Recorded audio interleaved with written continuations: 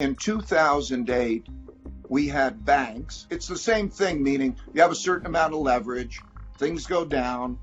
Too much leverage means you're broke in accounting terms. Then you look around and you say, who are the systemically important entities that you don't want to go broke? Because do you want to lose those banks at this time? And then you can make up money and make up credit, and you can keep them alive in some way. And you did it with banks, and through the banks there were the mortgages, and that's what it looked like. This is more complex than that, because there are the banks, and then there are all of those that are beyond banks. All of the little businesses, all of those in all the different places that are beyond it.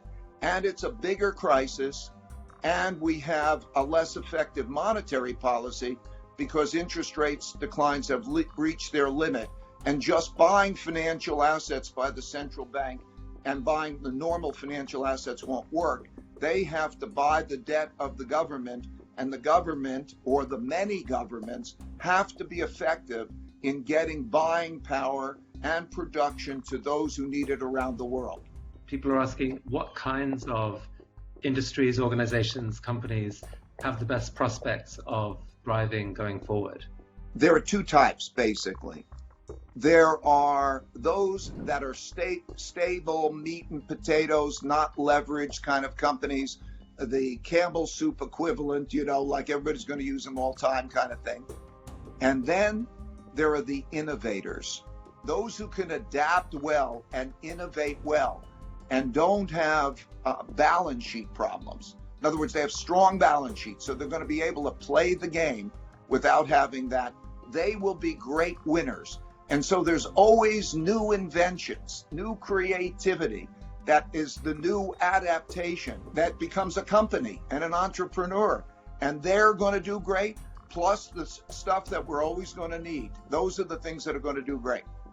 The markets are off, depending on what market and depending on what country you're in, something in the vicinity of 25 to 45 or 50%, depending what currency you're managing in. If you're talking about emerging markets, they're worse because they're not going to get as much, and so on. I can describe what I see.